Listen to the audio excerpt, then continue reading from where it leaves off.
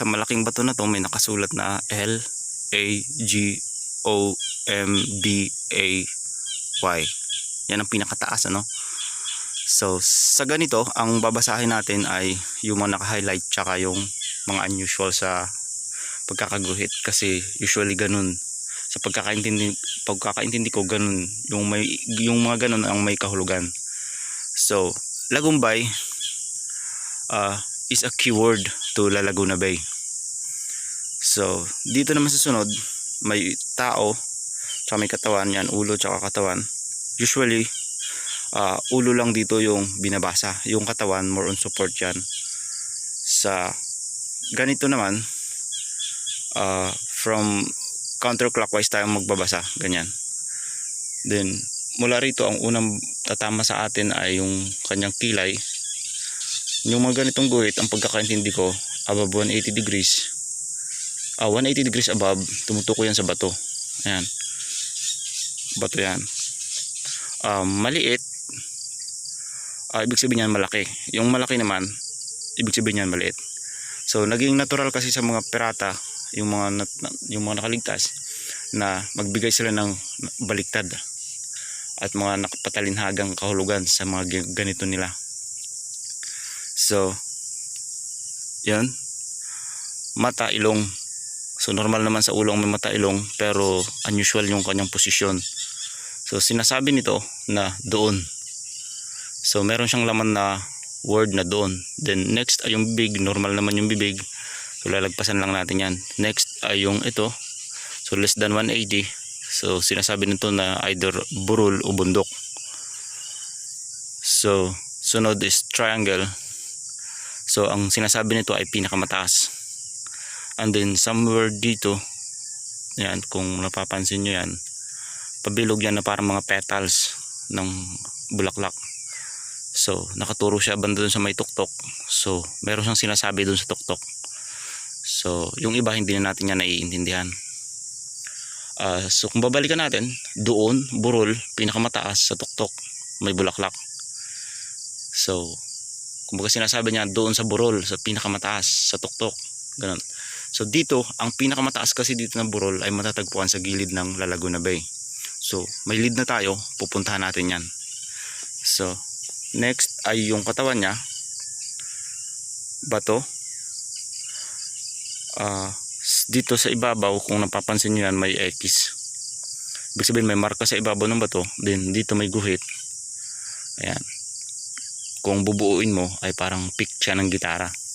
Tapos dito may nakaguhit na paganyan na alam nyo yung kabebe, yung bumubukang gano'n. Pag binaliktad mo yon, ganito ang itsura nun. Sinasabi ko yan ng ganyan kasi mamaya may papakita ko sa inyo. Then dito sa banda rito, victory. Walang unusual dyan maliban sa sign na to. Sa pagkakaintindi ko, ang sign na to ay tumutukoy sa organisasyon kung saan, base sa history ng lugar na to, si Victoriano Sherbo alias Victory, siya yung na-appoint o ikatlo sa in-appoint na kapitan ng lugar na ito noong panahon ng digmaan. So siya yung kapitan nun. At the same time, siya rin yung namuno na sa kanilang organisasyon sa mga nakaligtas sa barko. So yung ibang nakasulat yan, hindi na natin yan maintindihan. So ngayon ang gagawin natin, pupunta tayo dun sa pinakamataas na burol dito sa isla. Hello, dito na tayo ngayon sa pinakamataas na burol dito sa isla. Ayan. Yan po yung La Laguna Bay. Mga bakawan po yan. Ayan. Ang tawag dito sa burol ay Pantalan Hill. Ngayon pupunta po tayo doon sa Dakong Kanluran sa kabilang dulo. Ito po yung Dakong Kanluran, yung kabilang dulo ng burol na ito. Kung mapapansin nyo po, naiikutan po ito ng mga bangin.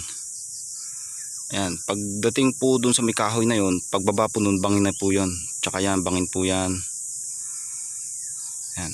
Yung La Laguna Bay naman, yan po, kabuuan yan. Papunta po yan dun. So ngayon pupunta po tayo sa Dakong Silangan, sa kabilang dulo naman. Nandito na tayo sa Dakong Silangang dulo ng burol na ito.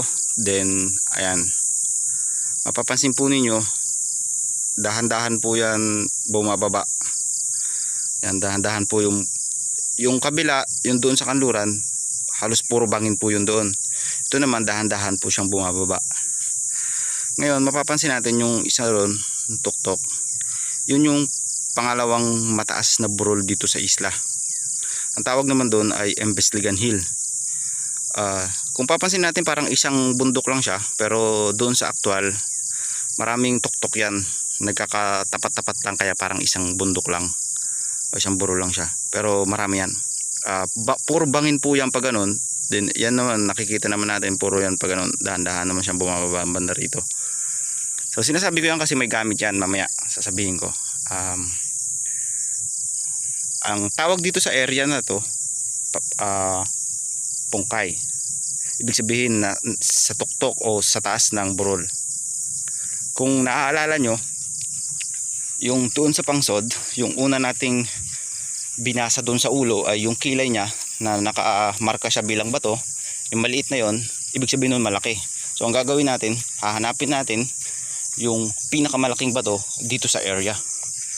So ayan. Ayan po ang pinakamalaking bato dito sa area na ito. Yan. Tapos kung mapapansin niyo banda ron, may dalawang butas. Sumisimbolo yun sa mata. Pupuntahan po natin yun doon sa taas. Nandito na po tayo sa itaas ng bato. At yung nakita po natin kanina, ayan po. Nakatingin po yan diretso sa side na yun, kung saan makikita yun, yung isang bato, yung pinakalas na bato bago ka bababa rito sa burol. So may papakita ko dun sa inyo mamaya. So check lang natin, dalawa yan, banda rito meron ding dalawa na magkatabi. So yung part naman na to,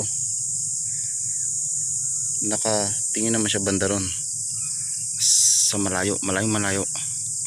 So hindi natin alam kung ano ba yan, panggulo ba yan o basta ganun. Ngayon check natin yung buong paligid, kasi dito sa bato na to ay mayroong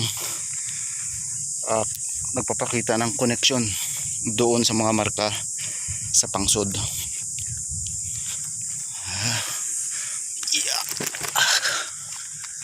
Ayan.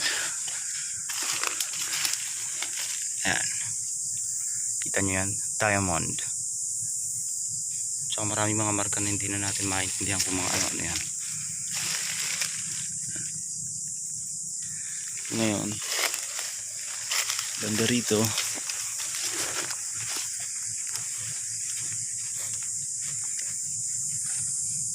yan, heart na pabaliktad, yung pinaka pointed nya na ganun, nakaturo dun sa bandang may taas kung saan nandun tayo kanina, yung sa may mata. Tsaka eto pa, isa pa, flower. Ayan. Kung naaalala nyo, yung nasa pangsod, yung sa ulo may triangle, tapos yung sa taas ng triangle, spade pala to, spade. Yung sa taas ng triangle doon sa pangsod, flower yon. Kumbaga isang set ng number sa baraha. May flower, spade, heart, and diamond. So sinasabi lang nito na konektado nga ito sa pangsod. So ngayon pupuntahan natin yung bato ron sa bago ka bababa rito sa burol. Ito na yung bato, yung huling bato na dadaanan natin bago tayo bababa dito sa burol. Tsaka mapapansin niyo, yan, may bakas po ng paa ng higante. Yung bandang sakong, tapos ito po yung hinlalaki.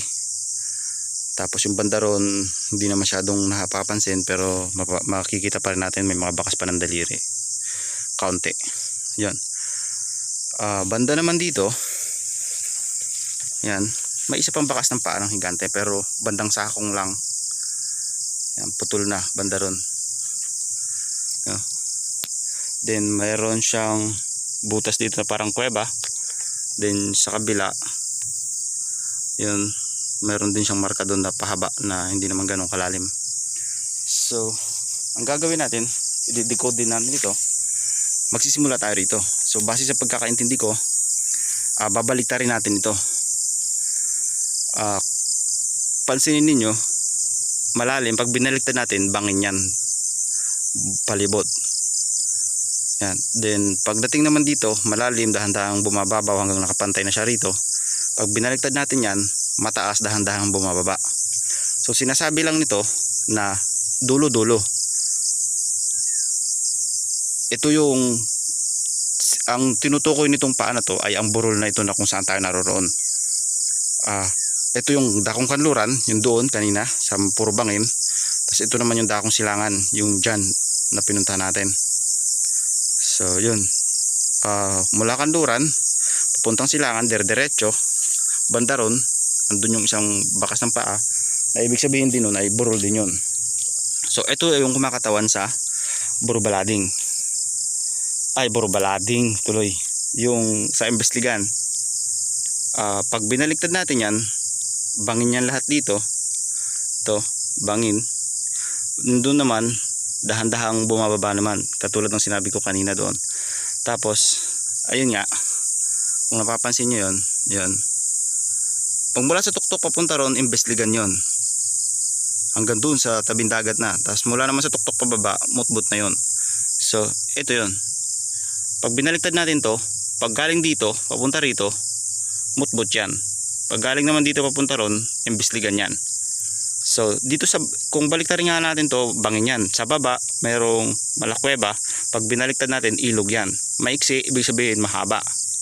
So, may mahabang ilog sa baba nitong burol ng imbestigan.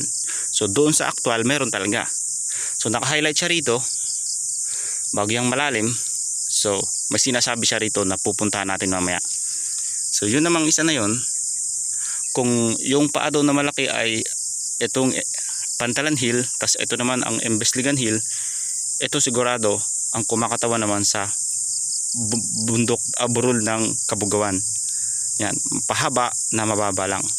So, pupuntahan natin ngayon yung ito, yung sapa doon, yung mahabang sapa doon sa baba ng Imbestigan Hill. Imbestigan Hill. Yan. Nandito na po ako sa ilog, yung tinutukoy natin kanina. Ito po yung ilog, mahaba po ito. Tapos banda po doon yung burol ng Imbestigan. So, dito sa area na to, mapapansin natin itong malaking puno ng nara na kung titignan natin yung itsura, may tanda na siguro ng mahigit sa 100 taon. So may butas po yan sa loob. Dito naman makikita natin yung mga tambak ng bato na yan. Malalaki po yan.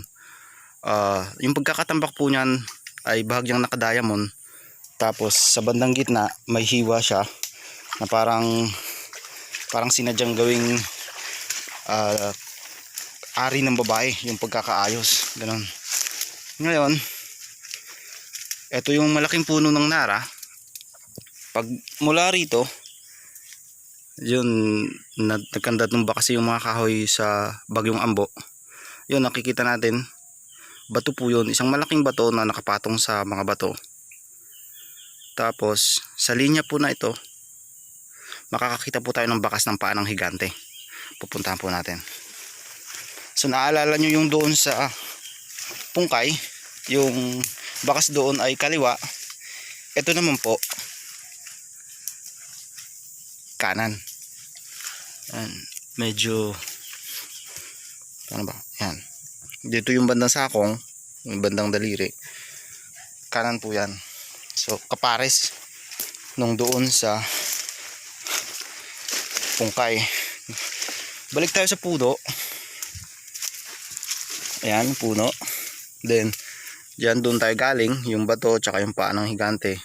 Sa bandang side na to, ayan, banda doon sa taas, mayroon ding bato ro na malaki, nakapatong din sa mga bato. Then sa linya na to, makakakita rin tayo ng bakas ng higante, ng paa ng higante. Naalala nyo yung doon sa bato rin, yung kalahati doon, yung bandang sakong. Ito po naman yung karugtong. Ayan, dahan-dahan po yan lumalalim, banda ron din. Yan, ito po yung bandang palad ay bandang mga daliri ng paa ng higante. So karugtong, yung bandang sakong, yung doon, dito yung bandang mga daliri. So sinasabi lang ng lugar na to na may kaugnayan ito direkta doon sa pungkay, sa mga marka doon. So ang intersection po niyan, doon yung bato tapos yung bakas ng paa, then dito naman yung bato, bakas ng paa. Yung intersection po niyan dito sa may kahoy na ito, kung saan isang hakbang lang nandito na yung puno ng nara. Ngayon pupunta tayo doon sa taas, may papakita ko sa inyo. Nandito na tayo sa bandang itaas at doon po tayo galing. Pupunta po tayo rito. Yan, pupunta rito. Pagdating po dito mapapansin yung bato na yan, tsaka bato na yan, sa gitna may maliit na bato. Tatayo tayo rito. Yan, sinasabi ng mga bato na to na ito ay isang pintuan. Hindi to exit, hindi rin to entrance. Tutuloy tayo, pupunta rito. Yan, yung inaapakan ko ngayon, puro bato yan, hanggang dun mga bato yan. Then yan yung bato na nakapatong sa mga bato na to. Ngayon pupunta tayo dun sa kabilang dulo. Ito yung kabilang dulo. Kung mapapansin din natin may bato. Then yung mga bato sa gitna nandun na. Punta ron. So sinasabi ng mga bato na to na ito yung entrance. Dito ka papasok. Apaka rito. Dito. Apaka dyan. Papunta ron. So may hunukay kami rito, bahagya, kasi sa banda rito, sa ibabaw ng bato may marka. Kung naalala nyo yung sinabi ko dun sa pangsud kanina, yung marka ng bato na malaki, ibig sabihin ng maliit, ito yun. At dito sa banda rito, ayan, parang pick ng gitara. Isa siyang buhay na bato na nakadikit dito sa ibang klase rin ng bato. So nakaturo siya dun, punta ron sa area na yun. Ngayon baba tayo. Ayan, nakaturo siya, yun nandun yung marka, nakaturo dito sa area na to. So nagukay kami rito, baka sakaling makahanap kami ng butas papunta ron, pero hininto namin kasi hindi kami nakakita ng butas. So dito kami nagukay sa taas, eksakto dito nakaturo yung marka ron, dito nakaturo. Noong una may bato rito na malaki nakatakip. Ayan po, para siyang arrow din, nakaturo siya sa puno na to, nakatakip siyang ganon. Nung binuwal namin yung kabila, ito yung ilalim nito, nakita namin na yung pagkakabato niya ay para siyang simento. Ayan, para siyang simento, may mga graba, tsaka parang yung mga iba't ibang bato pinagsama-sama, parang ganun yung itsura niyan. So yan, hinukay namin yan dito. Tapos nung nagsimula na kami maghukay, nakuha namin tong mga bato nakatambak dyan sa ilalim, nakuha namin ito. Naalala nyo yung doon sa may pangsod, sabi ko yung parang kabebe na nakabaliktad. So ganun yun, parang ganito. Kaya lang, eto na yung hukay namin, pasikip na siya ng pasikip doon sa ilalim.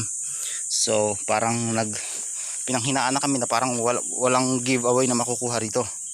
Sa sinasabi kasi, kung saan nakatago yung malaking bulto, sa area nun, sa paligid, may mga tinatawag na giveaway o panggastos. Para kung sakaling hukayin mo yung malaki, kailangan mo ng budget, doon ka kukuha sa panggastos. Yun ang una naming inakala rito. Pero bigo kami.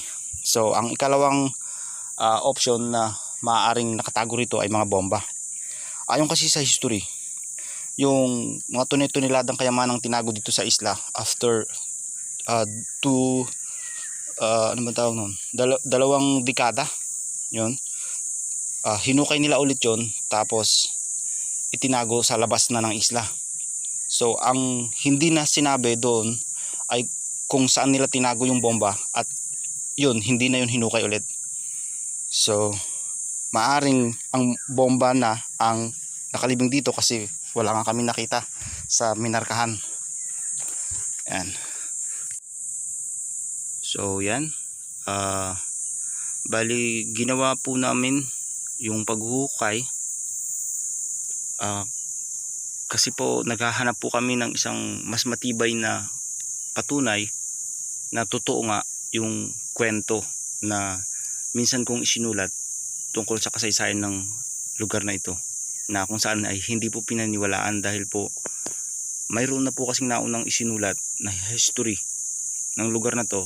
Yun po ang dahilan kung bakit yung isinulat ko na ikalawa ay hindi na po tinanggap. So malaking bagay po yun sa amin, especially sa akin, kasi yung mga ninuno namin, yun po yung pinaka pangunahing tauhan doon sa history ng lugar na ito. At saka malaki po yung naging ambag nila, na kung saan umabot sa pagsasakripisyo nga ng kanilang mga buhay, na sayang naman kung hindi mabibigyan ng pagkakataon na makilala o alalahanin yung mga bagay na kanilang ginawa. So ito, kaya lang dito nga po ay wala kaming nakuha. So bali yung video na lang na to ay ginawa ko sa tatlong dahilan. Una, ako na ho kasi yung huling nakakaalam nito, at eto nga po, may COVID-19 tayo, baka sooner or later kunin tayo ni Lord. Sayang naman kung ang lahat ng ito ay maibabaon lang din kasabay ng kung sakasakaling nga kunin ako ni Lord, wala nang makakaalam nito. So ang akin naman ay para maipasa yung nalalaman ko. Ay kalawa, hindi ko sinasabing may makukuha rito sa area na to, pero dito sa nasasakupan ng Balicuatro Islands, base sa history, meron na makukuha, na magiging malaking ambag yun pagdating sa pinansyal ng bansa natin. Ikatlo, yun nga, tungkol sa history, upang maiayos kung sakasakali yung record, yung ano bang tawag doon, yun nga, yung history ng lugar na ito. Base kasi dun sa una na hindi pinaniwalaan yung sinulat ko, nag-effort ako ng husto, gumapang ako sa mga bato, sumuot ako sa mga bundok, at eto na lang, hanggang dito na lang, suko na talaga ako. Wala na akong maidadagdag dito. Bahala na yung susunod naman, yung magpapatuloy sa sinimulan ko. Yun, sana ma-meet ng video na to ang expectation ko. Para naman po doon sa mga nakakakilala sa akin, please keep my identity in confidential. At ano pa ba?